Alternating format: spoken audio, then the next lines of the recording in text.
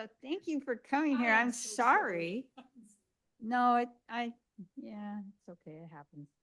So, I'm officially starting the meeting at 10:13. And for roll call, we have me, Wanda, and Marianne. We have Kim Cashin is online on Zoom, but since we didn't announce where she was ahead of time, that doesn't count. But we do officially have a quorum. And let's see.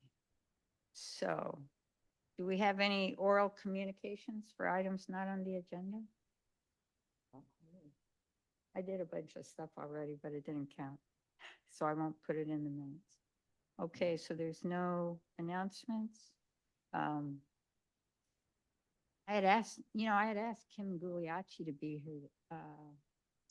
So we have 15 minutes before Kim leaves, right? Yeah. So, let's see. I'll just cover a couple things I put in the agenda, which is useful resources. One is a link to the Fire Smart Yards, a visual guide for landscapers. Have you guys looked at that document? Which one? Buddy? Yeah, okay. Anyways, they have, let me see if I can share this. Oh, you know what? Oh, we didn't do approval of minutes. You know what? I just realized something. I didn't log into the meeting. Sorry. I didn't log into the meeting so that I can share. That's okay. You don't have to. No, if I want to share them. So. Sorry. Oh. Okay, so while we're doing that, Do you need Yes. Kim here for when you're talking about when you're going to meet in the future? well, we're just going to talk about that really briefly.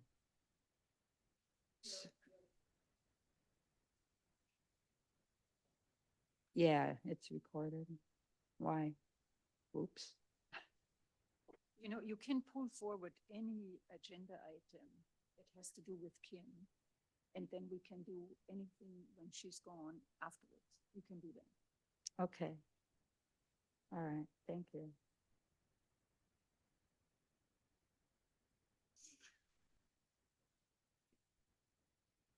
Okay, so can I have a motion to approve the minutes? So that's Wanda. Does it need a second? Yeah. Can I second it? Kim could, right? No, She can't vote remotely. It's okay, you approve the meeting. I can't make the motion? Oh, okay, sorry. You had it. Okay, so you were just talking about the fire safe Marin. Yeah, Is that what you're on? yeah, let me just briefly do this.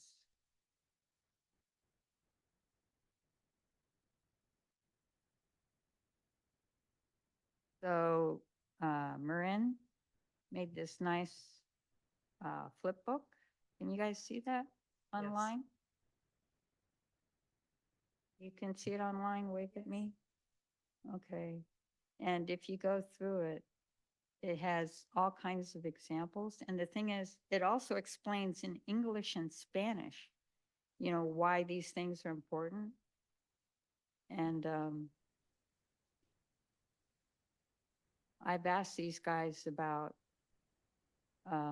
getting printed copies, and they said they plan to do that. So when I find out the cost, Kim Gugliacci said that, you know, maybe the fire district could fund some of it. And what I was thinking was that we could give out printed copies to the Firewise block leaders so that they could share them with their. Quite frankly, I would think giving them the link is much better. People don't really do paper anymore. Yeah, no, yeah, I posted the link on PV Forum already, and I'm gonna put it in the tip And you too. can put it under, on the town website, under the fire. Okay. under- Oh, that's Yeah, even better. I wouldn't go into the print. It costs a huge amount of money, you know. Yeah, I raise mean, it. I don't know what they were gonna charge, but yeah, no, those are good You points. have your, all have your mics on? What Marianne's saying is not coming through. Oh, My mic was on. I'll put it closer. Is that better? Yes, Thank you. thank you. okay. All right. So Marianne was just pointing out that the cost would be kind of high and it's better that most people just do everything online. So, but I think if you want to get the word out, it's good to do it in as many formats as possible. So I don't know. Well, we can talk about it once we get the cost. Forwarding that link to the Firewise block leaders though, to all of the Firewise committees would be a good idea. Okay, thanks, Irina. All right, so I'm gonna skip the next thing about the fire safe vendor list, but basically I put a link in the in the agenda packet. Well, actually, anyways, the Fire Safe Council has created a vendor list and they did a whole series of webinars. They had the vendors on. You could watch these videos and learn about what they do. However, for individual homeowners, there was really only a couple of builders. Like there's a guy who actually works in Portola Valley and does steel structures for decks. And but you can actually, as a homeowner, I guess you can go online and you can fill out an RFP and then they'll have some of these people respond. Anyway, so that's the first item. The next item was, we talked about changing the meetings to the first or fourth Monday at 9 o'clock and, oh, I can do 10 o'clock. Well- I think I said that in 3 emails. I Okay. can't do 9 o'clock, okay. but I can do 10. And I And- think Kim has an issue too, I believe. So you have two people who have an issue. Kim Cashin, did you have an issue with 9? I have an issue with Monday morning. So every Monday from 9 to 12, I'm in the EOC at the town center. Oh, okay. I guess I must have interpreted your response backward. Yeah. Okay, well, so I guess it sounds like I should do another doodle poll, but it had turned out that Monday mornings didn't work for Jennifer. So so I was going to change it for 2026, but I guess I'll table this and discuss it I'll do another doodle poll and then we'll do another confirmation at the next meeting. I think that makes sense. Yeah, sorry about that. Okay, so now let's get into the goals. Let me try to share this again.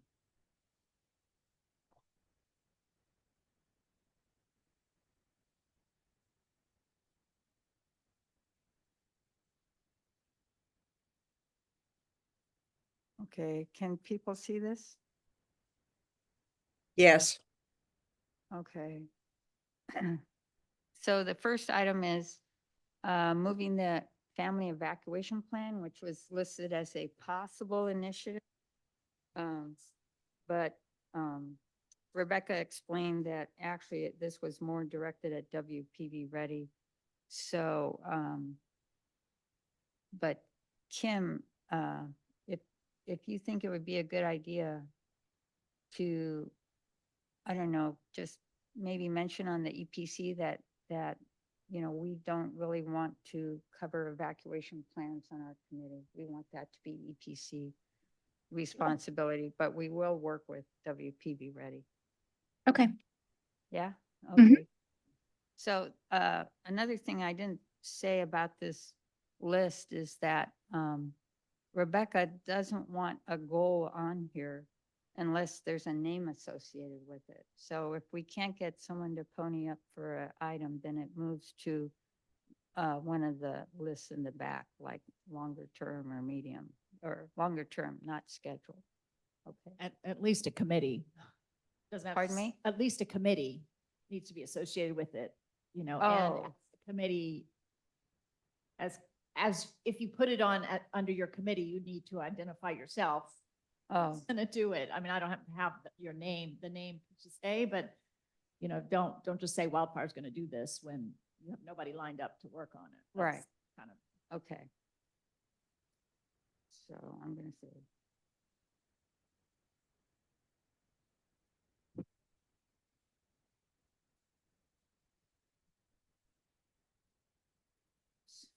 don't type too.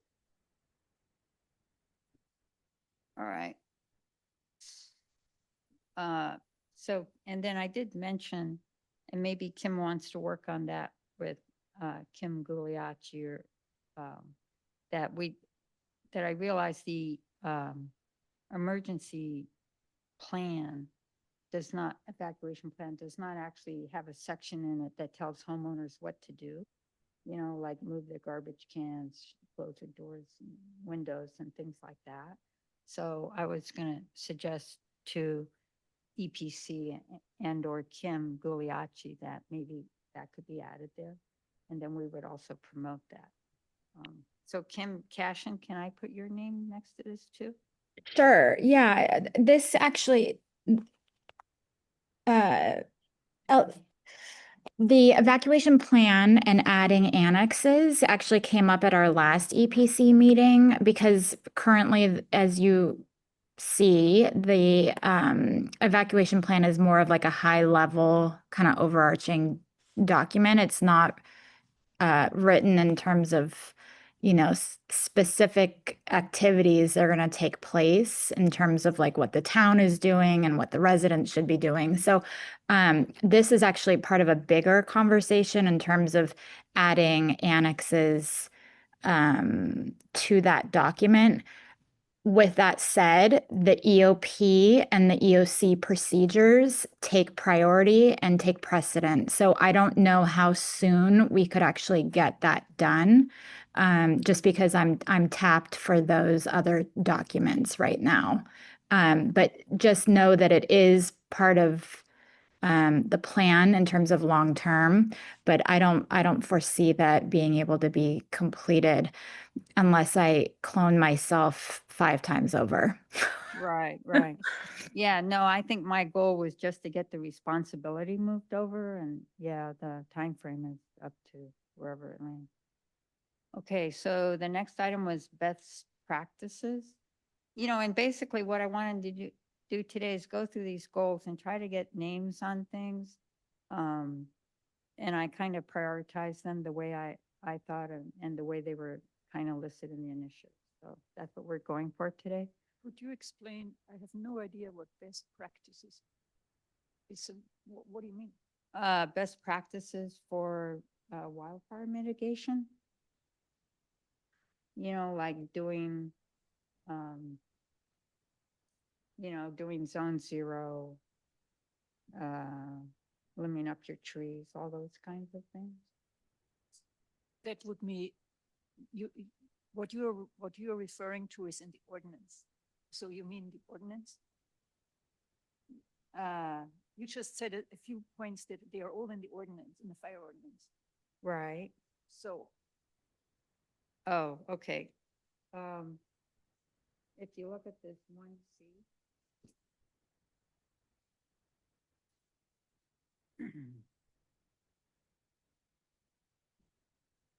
Does that make it? engage WP ready? I'm sorry, 1C is WP ready. Engage doing what though? It says engage with best practices. I don't understand. No, I understand what, I don't understand that the connection of best practices. Could we Rebecca, do you, maybe go a little bit lower to, because how can somebody put a name behind best practices? There is nothing actionable. I'm not completely sure what's confusing about that, but so you want to so what we need to have done is have some group work with WPV Ready using what's scientifically are the best practices for family preparedness, which are like have a go bag, have an evacuation plan, have other activities that the greater fire safe, councils around the world feel are the best practices for family safety. Have WPV Ready work on those items. And we need someone in town to just work with WPV Ready. Now, I don't know, I put down as WPC because I thought WPC was involved in that, but it sounds like WPC is not involved in that, that it really falls under evacuation preparedness. So So what I can say is the EPC has a representative on the WP Ready and has 2 people on the board of Epic. And those are the people who do exactly what you're asking. And they're doing all the work and they're putting everything on the website and everything on the Woodside Fire website. So what would this committee? It wouldn't, from Okay. what I'm understanding, has nothing to do with this committee. So that particular goal would need to move over to EPC. Okay, It's a matter of, I don't personally, as a resident of Portola Valley, perceive a lot of information coming out to me, you need to sign up with WP Ready. all those things, but most people in town are not. Okay. So that's already right there as an issue. If all Yeah. the information that people need to get ready for emergencies is going out on this separate little group that only a few select people have even know about, then it's not very effective. So that right, number one is how you communicate, how's WPV Ready communicating their vital information? You know, it needs to be spread out. It needs to be Yeah. on the PV forum. It needs to be coming out of the town. It needs to be on WPV Ready. You need to advertise that that's something people, yet another thing people need to sign up for. And You know, this is something that should absolutely be addressed with Kim Poliachi and what's her name? The other one, no, Selena, because they have money, they have resources, and they do a lot. And if they need to get the feedback that it's not going out to the people, they'll be happy to do that. so this is just, the reason why Craig and I put this on this list is that exactly not enough, there's not enough information coming from WPV Ready into the town. When they come to the fairs, how many people go to the fair? Practically Interesting. nobody, you know, you know, it's not coming to the PV forum where everybody is. It's not coming out of the town. It's not being provided to the town to put in the town newsletters. The town's website, the town's, list of emails is pretty small. It's only like 1,000 people, whereas PV Forum's got over 3,000. So if you want to get information out, you know, you're going to need to send it out. Well, one solution, this is really good feedback. One solution could be that somebody on this committee also would be going to the WPV Ready meetings, and then the information is there.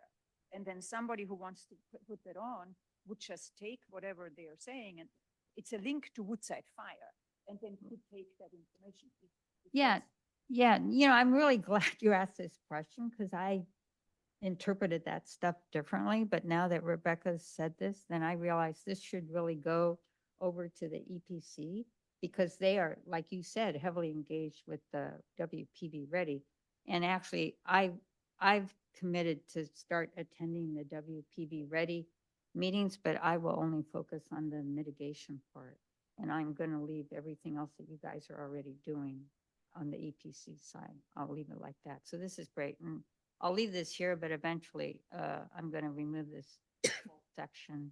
Yeah, I'll move it over on my notes too. to Yeah, that's good. See if EPC is willing to take that on. This- It's this not so much thing to that do I with the work or to just coordinate Yeah. with WPV Ready and provide feedback to WPV and help WPV Ready get their message out. Because they're Yeah. doing the work. We just need in Portola Valley, someone to kind of track that there's a relationship. Yeah, no, that's really good to hear. Okay, so the next one, home vegetation management. I wish Kim Guglielmi were on this call. I had texted her. Oh, she is. Oh, she's there. Sorry, Kim. You have Okay, your I'm hand here. up. Just break. Don't put your hand up because I can't. There's too much going on my computer. Just speak.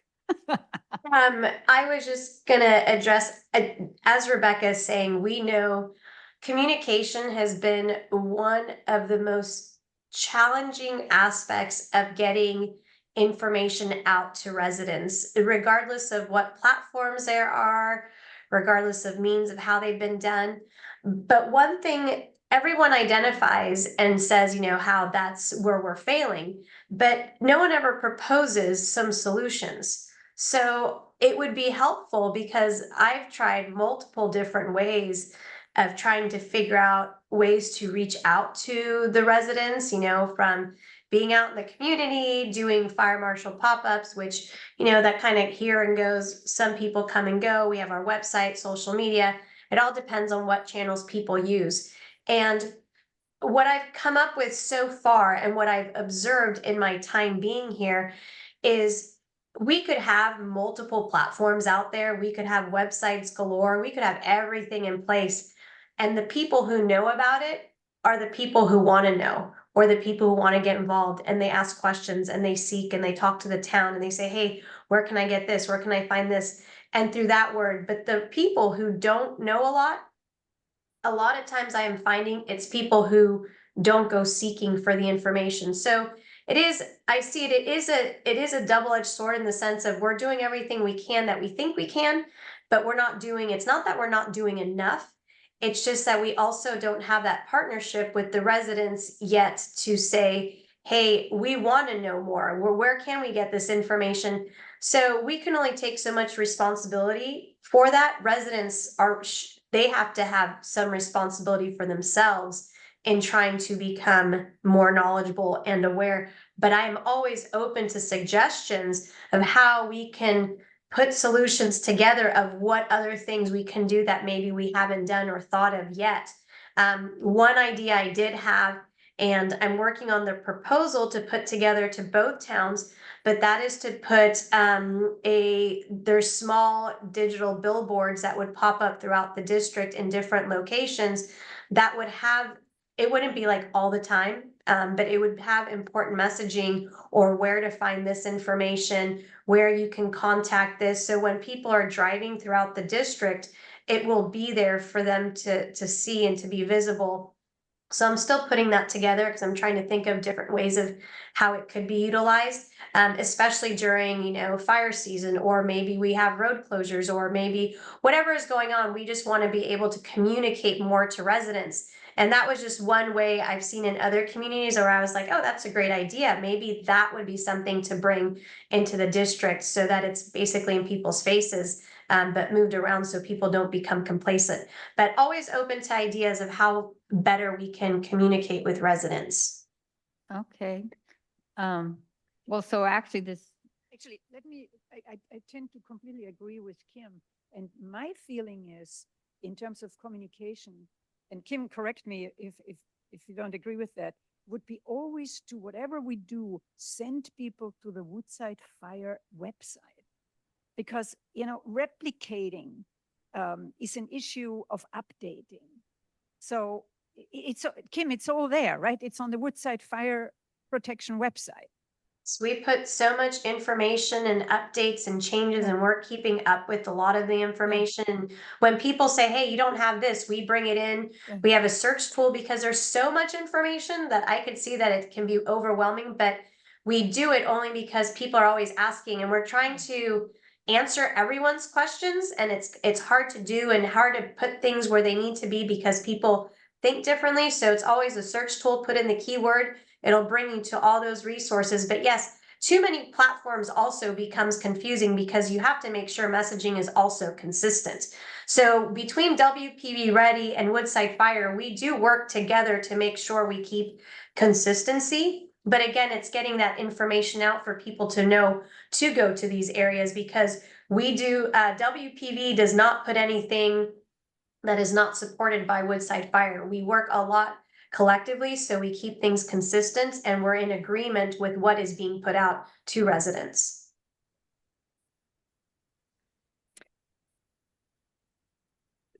Kim, MJ, Portola Valley, my impression is isn't really, a lot of people aren't paying attention yet because they haven't gotten any inspection yet. right. I walk around Portola Valley and I look at junipers that go right from the street to the front door and think, that's a problem. And people aren't seeing that yet. So it seems that the next item on the list of this really is coming. It sounds like it's going to actually hit Portola Valley in summer with a complexity of it, summer of 26 are gonna, Would be nice, that would be a nice target, but unless we can get a way to rally up residents to be home when we inspect them, it may be even to the end or beginning of 2027, because that's been our biggest challenge is people just aren't home. I'm slowly trying to organize with Firewise leaders for communities to say, hey, can you talk to your residents and say, you know, for this week of whatever, October or, you know, November, the inspectors will be on your street. Please make an effort to be home. Or we're trying to work with residents of saying, hey, can you be home on this week so that when we come by, we can get your inspection done? Because the door hangers aren't working. People don't call us to schedule. So that I'm sure they just take the door hanger and just whatever they do with it. But people don't call to schedule. So that's been our biggest challenge and our slowdown, in addition to having enough personnel to keep up with it. So do you find that in Woodside where you are inspecting, that people are going ahead and making changes to their, I think yes, it, yes, there are, yes, when we've inspected a lot of people, there's either, you know, there's always two sides. There's the people who are already have been doing work and know, and then the ones who've never done anything and this is new for them, they're slowly working. That just is gonna take a little time to keep them because they've never done anything before, nor were they even aware of anything before. So that's been, and I'd say that's more the minority than the majority in Woodside so far that we've seen. So Kim, are you saying that the Portola Valley start is getting pushed back again? It's gonna keep getting pushed back till we're done with the 4 zones in Woodside, because we don't have enough staff to do them all. I think that's gonna be a nice thing if we are able to complete the creating the new program that we're looking to do, MJ, that, you know, the what the home assessments, home assessors, the defensible space assessors. If we can get more people that have taken the class and are wanting to be a part of the program that we want to launch throughout the district, where those defensible space assessors are assisting us in going through their neighborhoods and doing preliminary assessments, basically to start preparing people so that when we do come through, they're already working towards becoming in compliance. I think that also would make a big impact with just getting people the word out, getting them prepared and helping them develop a timeline so they're able to budget the things they need to get done over a period of time so that they don't feel like they're being rushed and it's, you know, they're feeling that crunch time of compliance. So I think with that would help because we just don't have enough staffing to get all of them done. Okay, well, so actually, this is the next bullet in my thing is, you know, how can we as the committee help you get the ordinance rolled out and the inspections done? If we can use the DSAs, there's 4 of them now, I guess, in Portola Valley, that would be what is great. it, TSA? That's the defensible space assessor. There's 4 of Oh, us okay. that took this CAL FIRE class over the last few months, and so we're now certified to do as volunteers do defensible space assessment. Anyways, so one of the DSAs, Dave McQuillican down in Ladera, he and I were talking about trying to schedule our blocks together, and that way, you know, by doing it block by block, we would get more participation, but also I think having boots on the ground and people actually talking to other people about doing your Firewise stuff is maybe more effective, or could be more effective than just putting, you know, like me writing a bunch of tips. I kind of feel like writing the tips hasn't been effective, but I think we have to go to person interaction, and I think that will work. Actually, in my Firewise block, like last year was our first year, And so I've been pushing people to report to me what they're doing. And they just give me the dollar amounts and how many hours they're inputting. Last year I got 10. And this year it looks like I'm going to get 16 out of 30 houses on my block. And I feel like that's the only way maybe to get this actually done. Is you Well, it have is, to- and that's a big thing, MJ, you bring up, because I only have so much people to do this for personnel wise, for staffing that we have. There are so many more residents, so many of you out there that I think can help in the effort of bringing the information to light and awareness by residents talking and people talking about it. And that one-on-one, I would love, that's the only reason why I know the home assessments eventually will be effective when we are able to hit every house, because it will be that one-on-one time. And I know that's what it's taking. So back to what you're saying, Serena, is it makes a big difference when people have had that home assessment and that experience and that education to get that done. They ask their questions, they're now aware. We can give them the resources and the tools. And that's been I think that's going to be the most effective. It's just the time it's going to take to complete them all. I would love it to be faster, and it would be great if we were able to schedule them and people were home, but again, that's that challenge. So I think with using, the defensible space assessors, or, and using the Firewise committees and the leaders to really help get the information out would be so supportive and helpful in this whole endeavor. Has the suggestion gone out that every Firewise communities, because there are a lot of them now in Portola Valley, should have a DSA, and how, if they don't have a DSA, they get the training for it? It's not gone out yet, but it's a great idea. MJ, I think you were talking something to that effect. Yeah, but actually we're getting kind of off the top.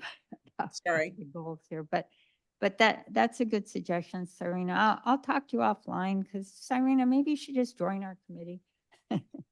Sorry. Okay. Sorry. Let me go to the next thing. Could I just ask a quick question to the fire marshal about this? Yeah. Oh, so Kim, are you not allowed to go on people's properties as a fire personnel? You're not allowed to go on it without permission? It's because it's private property. We're only allowed to go on someone's property if it's immediate life And danger, safety. And can someone give like a written permission in case they're not going to be home for you to Yes, go on? they could. Yep, they could. We have asked that, like some people, we've left notices, and we've even said, if we have permission to enter your property. Some properties we can, if they give us their permission. Other ones, if they're locked up and we can't get in, like the ones that are all gated, we can't get into those unless they leave their gates open for us. But yes, that is also an option if people give us a written permission to enter their property. And then is it possible to get a copy of some of the home assessments that you've already done in Woodside, just so that we could, anonymously take out the names and addresses, but we could at least provide them to people in town in Portola Valley so they get a sense of what will happen next year, hopefully. So since we adopted the ordinance, it has been on our website. We have a self-assessment checklist that's on there that people can go to our site. They can download the checklist and they see exactly what the inspection would consist of and exactly all the items that we look at, so that they can get a head start. I'm thinking though, if they saw what exactly was produced for somebody else's house, they would have a better sense than doing it That's themselves. kind of hard to do because it's very specific to a house. Like, for example, on a report, if somebody has a Class A roof, we put what type of roof they have. If they have vents that are 1/8, we mark that they have a 1/8 inch, or if they have 3/4, whatever it is. It's very specific to the house. I mean, we could certainly do that. If you feel like it would be helpful, I don't mind doing that. Yeah, we would just take the information as far as the privacy stuff goes. But if people just want to see, because the report only shows what is being violated, it does not show everything they're getting checked on.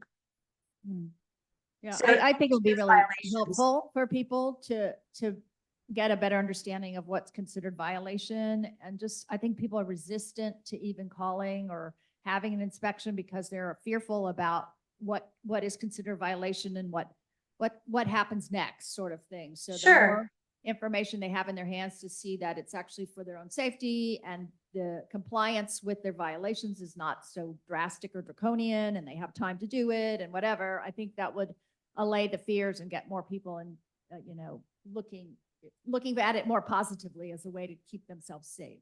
Yeah, perhaps it's something we can discuss offline. I'm sure we could go off on this just because if I do that, how do I get it to them? Well, I mean, if you email it to me, I would email it to the town on the PV forum, just, Okay, that's perfect. Okay, I like that idea. Yeah, I can see what I could put together. I'll give you a couple drafts. You tell me what works. How's that? And you could decide what works best that you think should go out on the forum. Okay, great. Thank you. Okay, sure. I like the idea. Thanks. Thanks, Kim. Jennifer Hammer had another suggestion about maybe you could publish a video of what an inspection is like,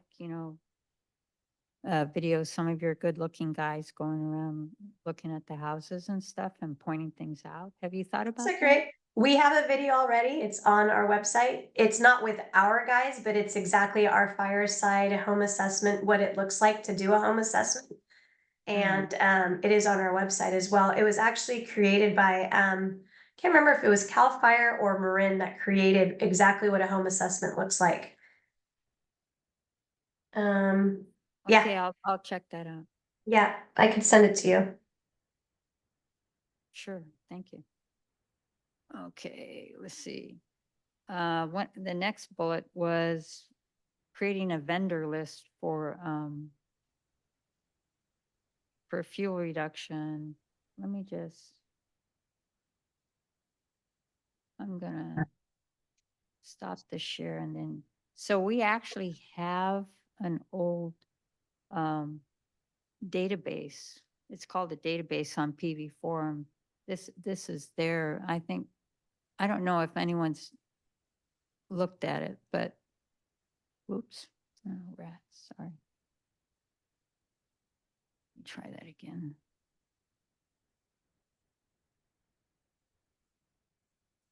Oh, here.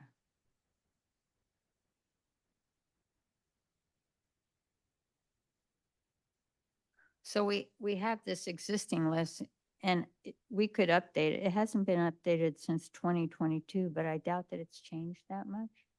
But we could put that on our page on the WPC. Actually, correct me if I'm wrong. I know from the Conservation Committee, a town committee is not allowed to publish a list of vendors. We have been told this year after year after year. So for example, if we wanted to make a list of tree trimmers, we as a town committee are not allowed to do that. Well, in the last few years, I've been told that if we have multiple choices, like 3 different tree guys, and you tell them that, the town is not responsible, that, but we're just giving you these names and you can talk to them yourselves and pick them out, that is sufficient. I think as long as you have the legal language saying that the town's not responsible for it and Yeah. everybody, this is just being provided as a courtesy and you don't advocate for one or another. And, I And think, who would be vetting these tree trimmers? Who would be vetting them? well, that's what the caveat would be. Yeah. That's the legal language saying that, no, these have not been vetted or whatever. So.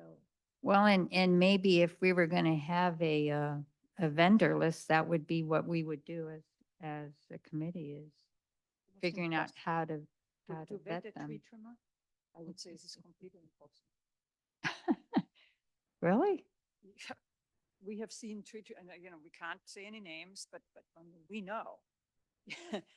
In the Conservation Committee, we know who is, but we can't do that. We can't say, do not use XYZ because they are butchering your trees. So I would be very careful with a tree trimmer list. I think you just seriously need to have the legal language on it, saying that these are not vetted by, by the town, their names that have been suggested. Well, so how do we resolve this? I think just get the legal language from the town attorney. Yeah. So it's okay if I contact Mhm. him? I don't even know who the To note town. into the town manager and ask for if you can get the legal language to allow a list, a vendor list. I can ask as well. Oh, okay. Well, do you want to do that or you want me to do it? Okay. I can do it. I've put it on my list. Thanks, Rebecca. Okay, now the next question, and I know I talked to you and Darcy about this, Rebecca, was whether or not we as a committee can update our own webpage. Have you guys looked into that? What are you doing, Marianne, for conservation?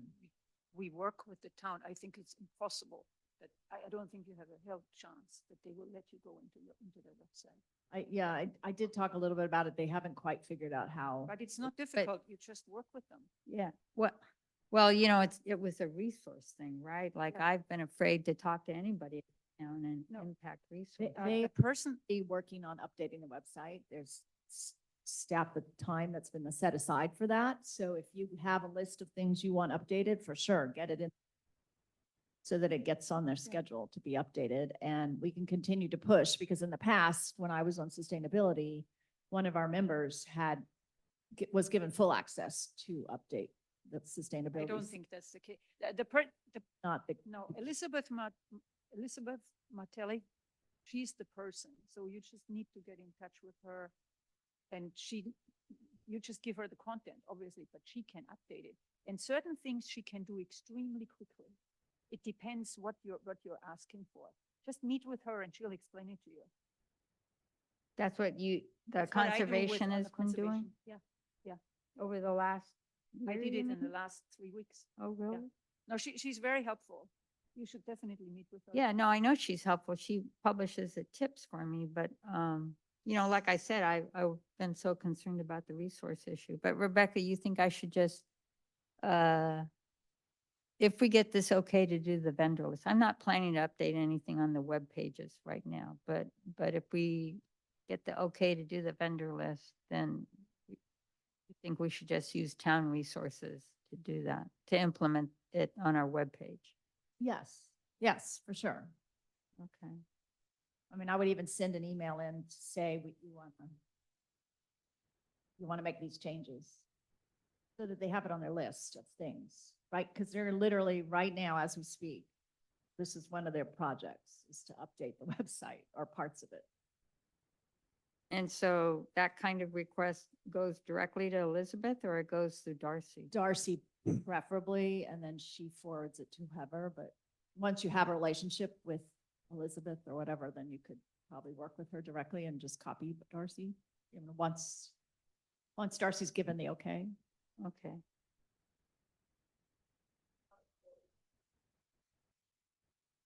Yeah, cool.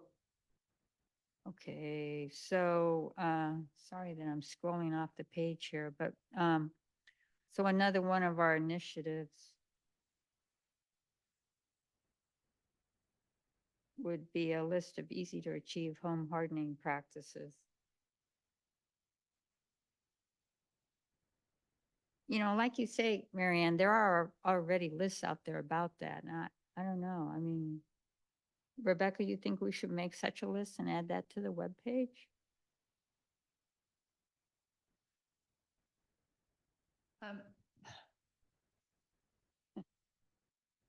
I have mixed feelings about it. I mean, I think some people go to our website to get some information. Others will go to the fire department. Others will go to WPV Ready. Others will just search on Yeah. Google in general. I mean, I think there's a benefit to having sort of the resources collected into one location on the website at a minimum. You just don't want to overwhelm people with too much information. So if there's a couple of things like your Marin Fire Safe Landscaping brochure, a link to Yeah, that or there's something all kinds of that you things. found really valuable, to collect it onto your section of the website. I think there's value to that. Okay, Refer people there. but- What I usually see on the forum in terms of vendor lists, which is tree trimmers, they're asking for the cheapest version. That's what they're usually asking. And those who are not asking for the cheapest version, they basically know who the vendors are, like Partlet. So, yeah, if you want to put out a list of the cheapest version and then you write the language, your trees will be butchered. But what's the point of that list? What's the point of the list? I would question from a committee perspective. I understand why it would be on the forum. Lots of stuff is on the forum. I Mm. fully understand that. But from a committee perspective, it's not clear to me why Yeah. you would take that on. oh, no, actually, we're on the home hardening, I'm sorry. easy to achieve. Sorry. But yeah, I did hear your concerns about the tree trimming. And yeah, I guess we have to have another whole discussion about if we get the approval, how do we even vet a vendor list? I mean, we vetted this old vendor list because, those people showed up to the fair. So, okay, so now we're on to intermediate.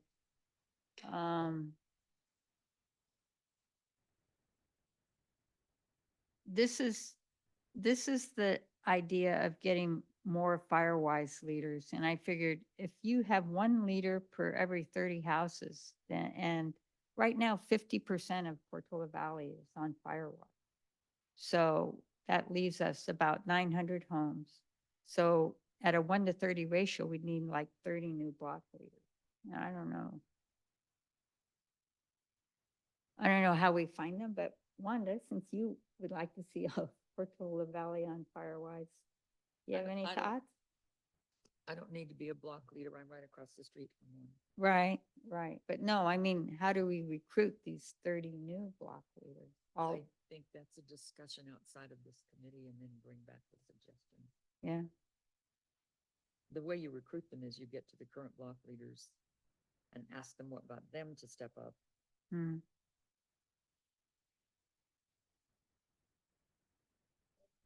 Is that something that the committee could take on to talk to the current block leaders and find out what motivated them? I think it's the right place to start. Is there somebody who knows who all the block leaders are? yeah. I mean, I know a bunch of them. Do you want to split up contacting some of these people? Sure. Give me a list. Okay. Thank you. I mean, you need to start with the 100% list and split that up. The 100% list. All the block leaders. Who knows? I mean, somebody made them a block leader. Mm. So who has the list of all the block leaders? WPV Ready would have the list of all the And who founding. specifically? Oh, Chip Swan, but I can get that list. Oh, John Middleman? I don't think he actually does it. I think Chip is still doing it. Are you sure? Hmm. Okay. Yeah, well, Chip gave me access to that stuff, so, On the website, I think you can put your address in and it'll, on the WPV Ready, the Firewise, whatever, put your address in and it will tell you which Firewise community you're in. I can't remember if it actually tells you really? the block leader is. It used to do just the old SERP division leaders. It used to give you that. Yeah, I'd be surprised if it did that. But, okay. Let's see. So the rest of these things were ideas to help the Firewise block leaders hold events or, get their people engaged. So we'll leave that for now. We'll just do this first bullet for sure. Okay, the last thing in this immediate term was getting the town council to accept this memo on the decking ordinance. Do you, I don't know. Craig said he would take care of that, but it's still, I mean, I'm gonna leave it medium term. And hope that someday this happens. Is that even on our list? Is that on my list? I don't think it's on the. I don't think it's on your initiative list. Maybe it should be. I think it should be. Well, maybe that would get it done. Okay. I forget, Rebecca, is this new one about my idea of bringing wood shake roofs up to current code on change of ownership? Is that in the initiatives or not? No, Are you sure? it has building code. Building standards, all I have under there is approve the 2026 building code cycle, but we could also add require. Well, let's talk about this for a second. Do you guys think this is a good idea?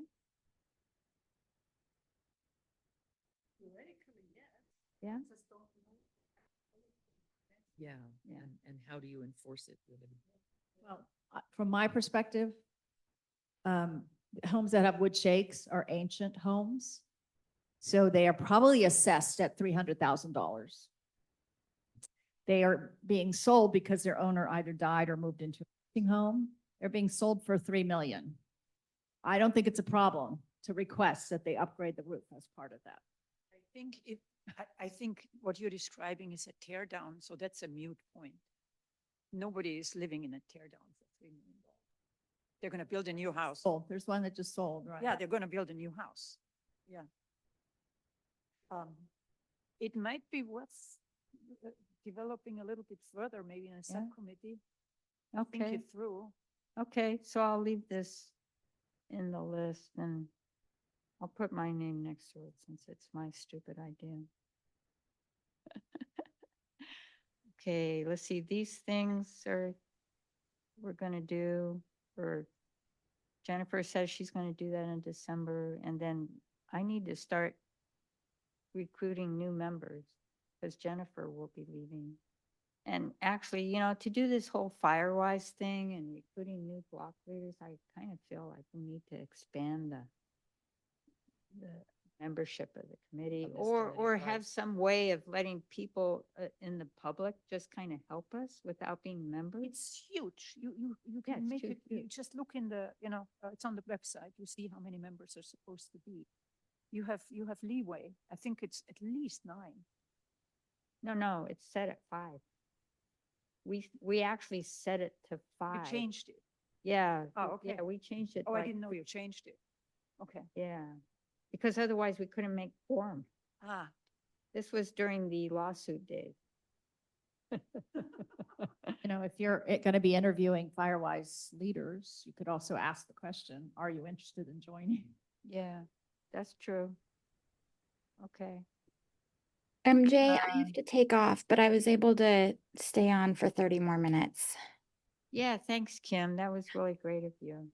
Thanks. Bye, everybody. Hi. Although it's too bad we're just getting to your thing about signage. I'll just put your name next to it. I can call in from the car. Actually, that's fine. I'll Oh. call in like 2 minutes. Oh, okay. Yeah. Kim had this idea of having, supposedly, Kim Gugliacci, you're still there. Can you tell us what the thing is for, protocol is for red flag warning days? Are you going to put those digital signs out there? Maybe she's not listening. Well, maybe she stepped away.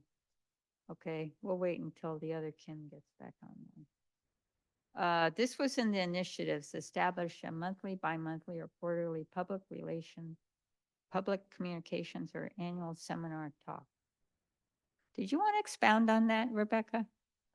Yeah, right this minute, we're working with Cultural Arts Committee to try to see if they're willing to take on the organization of this idea of having a monthly seminar series, seminar or Oh. event series. We're looking at maybe the third Thursday of the month, just so that everybody in town, similar to what's happening over in Woodside, where they have the First Friday event. Everybody in town will have one date set, will know every time that there's this one day per month that's set aside for the community to come together at some sort type of event or a seminar. And, I've talked to a bunch of different committees like conservation and others.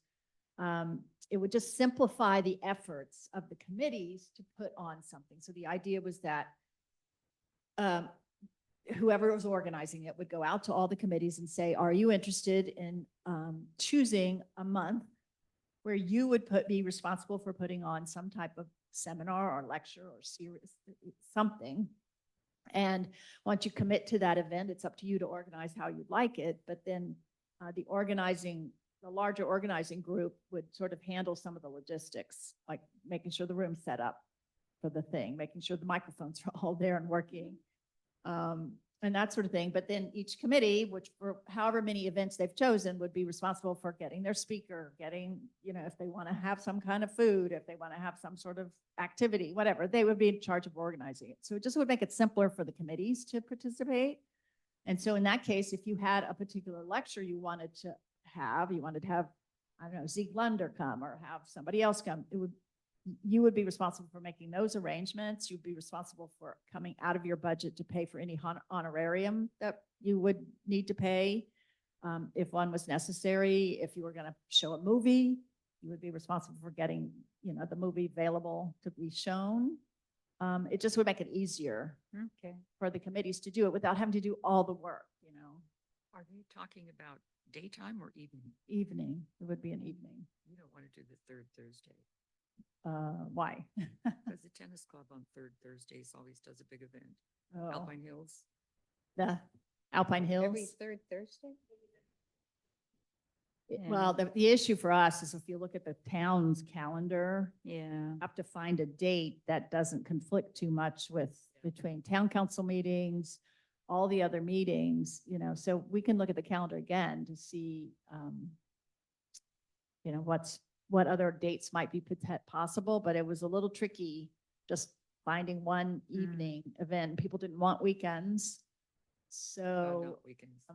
you know, Yeah, you won't get people to come on a weekend. and Tuesdays with, maybe there would be a Tuesday, but again, there's a lot of committees that meet at certain times. So it was a little tricky, but it's good to know that.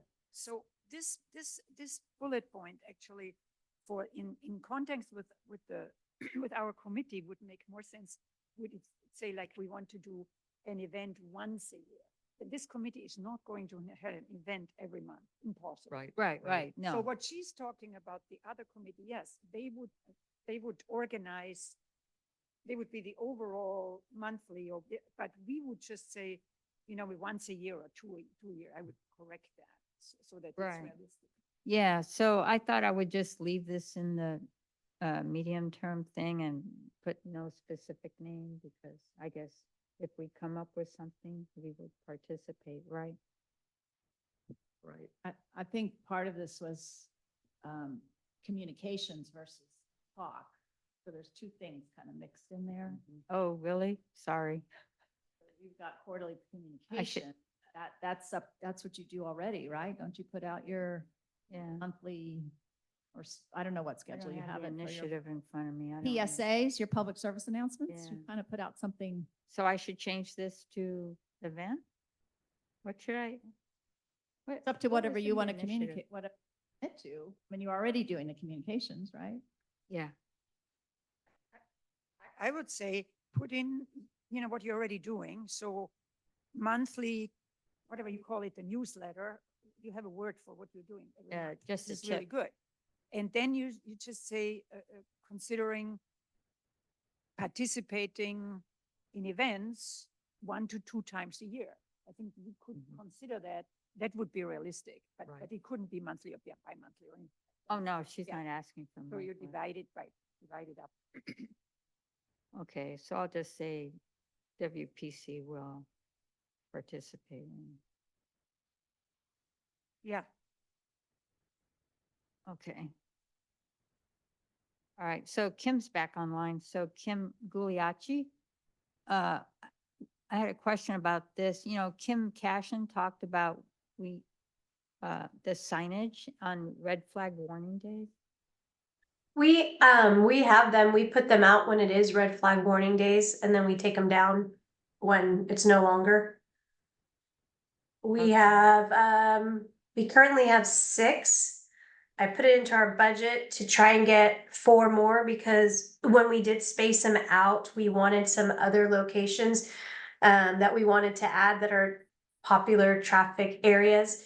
It's not so much for the, funny enough, it's not so much just for the residents, it's more for the workers and construction people and people who come in and out of our district who do a lot of work here and really don't, so we've talked about communication. One of my big communications right now that I'm trying to figure out best way is communicating to people who are not from here.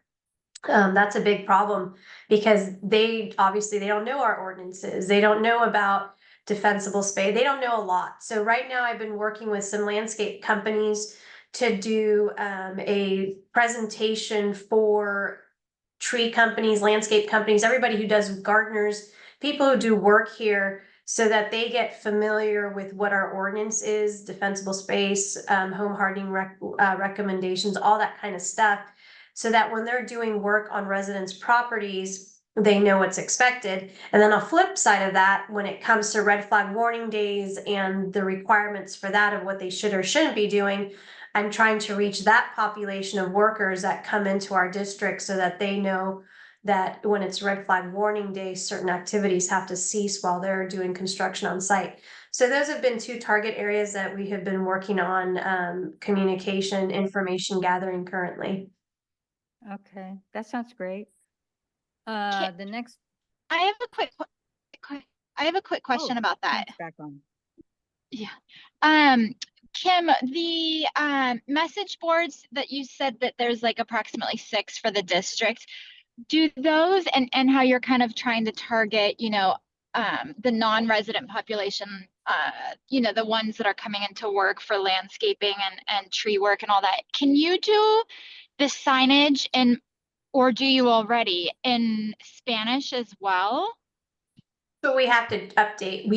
Our signs are not in Spanish currently.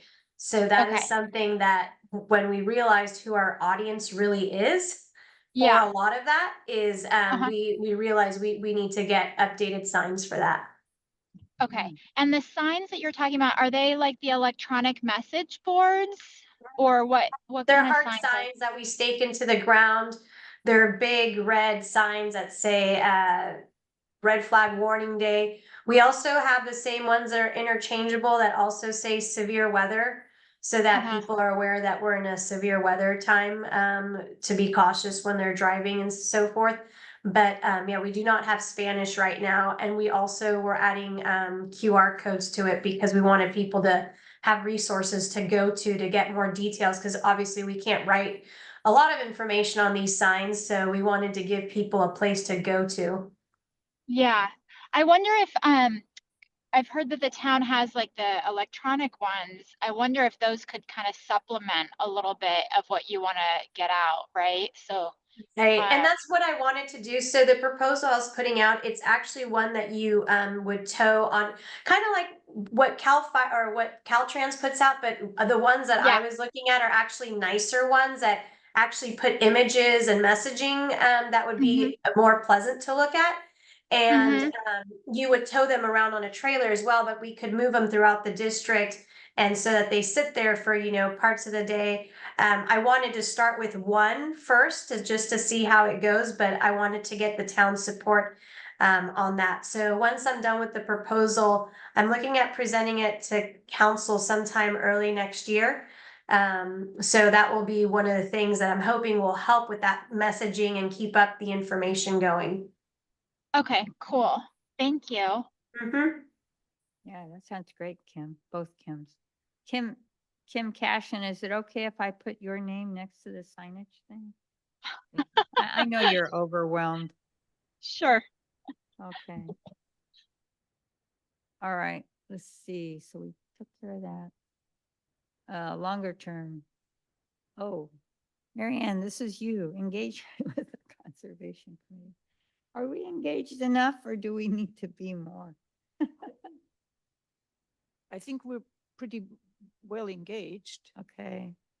All right. Now you had asked me about increasing the flammable 5 list, but when I thought about it, I think that list originally came from you guys. And shouldn't you guys? Actually, change? we discussed it and I think we decided not to.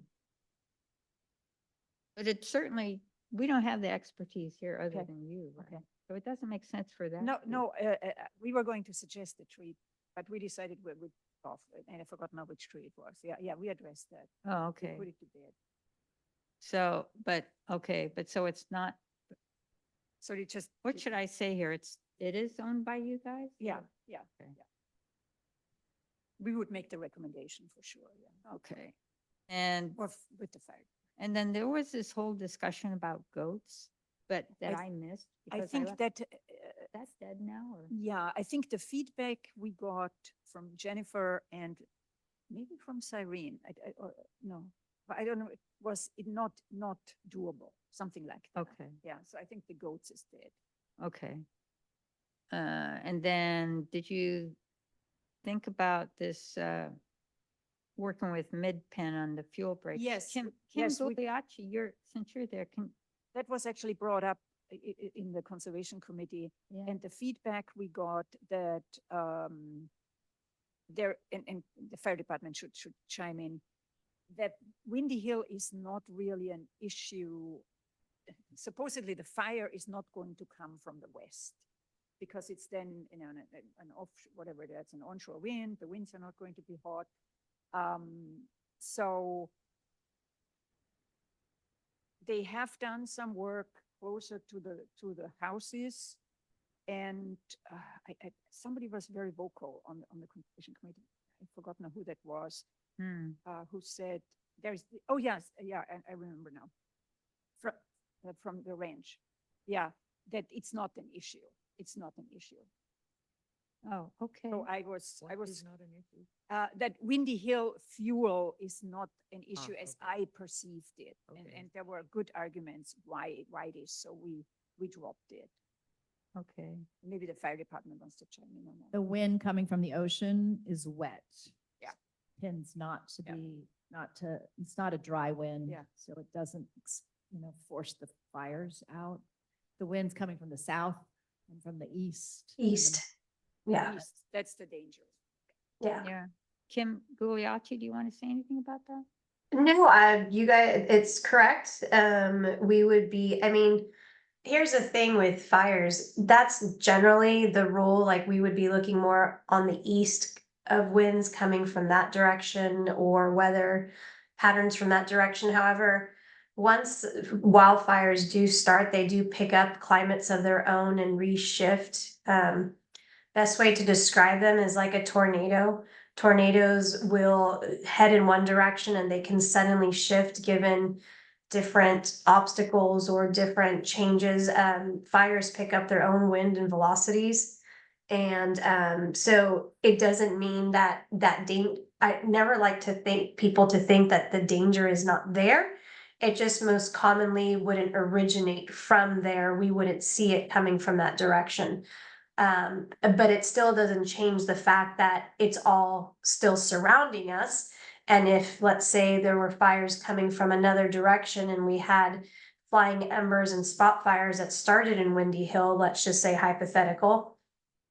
It's not so much that wind needs to drive at anything, just the fuels alone can increase the amount of heat and exposure that's going to move throughout, depending on how every Windy Hill is, I'm just using it as an example since it was in topic, but if that area just happened to be burning because of dry fuels, it's still going to keep moving where it finds fuel, and it'll keep going, not necessarily in our direction, and most likely would be going up, not back down. That would be, unless the wind's pushing it that way, which we wouldn't be too concerned, but we still wanted to provide protection to the surrounding community that surrounds Windy Hill, because even though we geographically would say most likely it wouldn't go in these directions, we still need to be prepared if they do.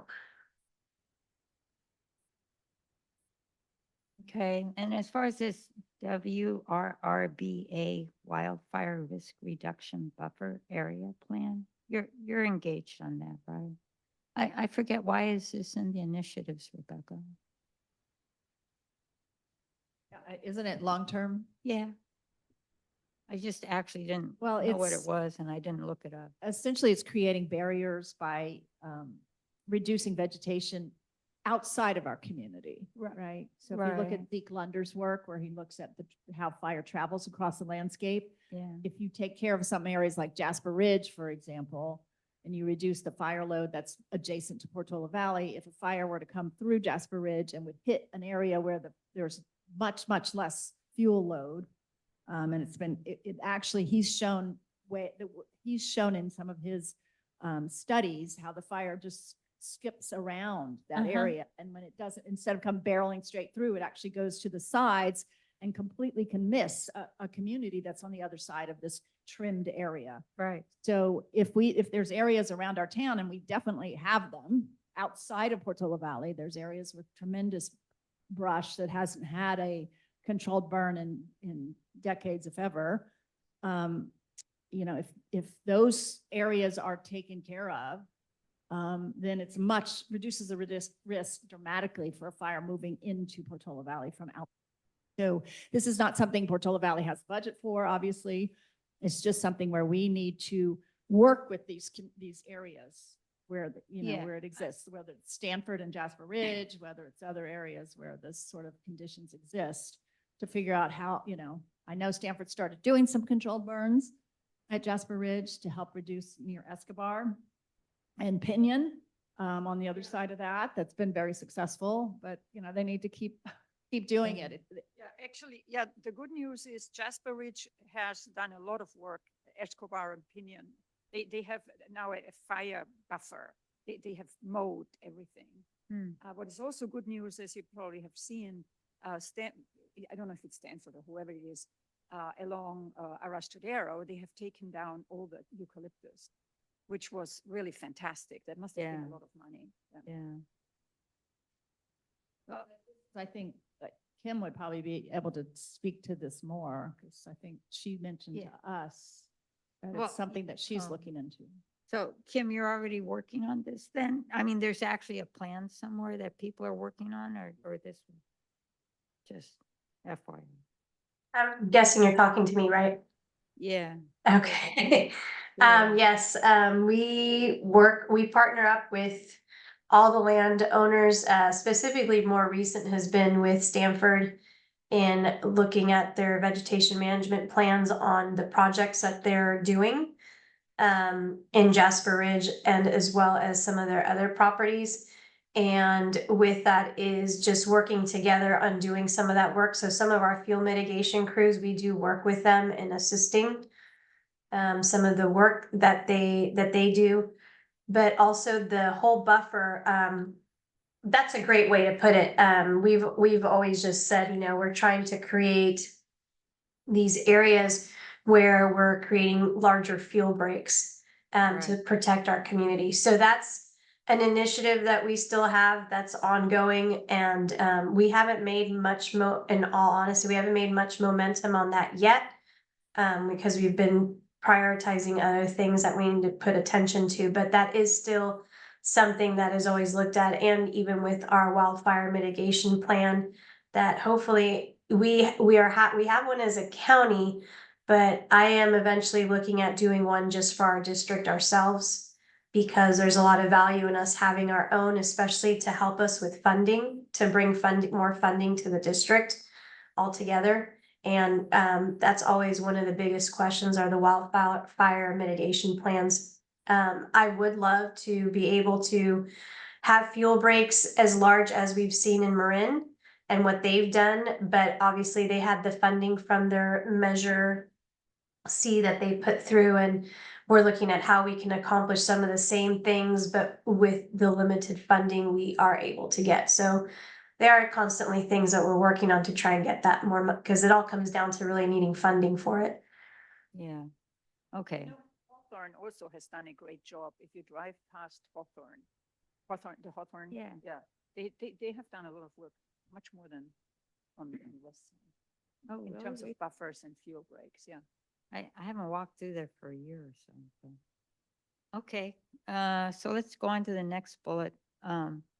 Grants. I forget why I put this in here. I think Kim Cashin had told me that Darcy was interested, so I just added that in here. But I know right now, the way funding is going all over the place, we probably just leave it here. It's not I'm sorry, specific. everybody. I actually have to get going. I have to get to another meeting. So Yeah.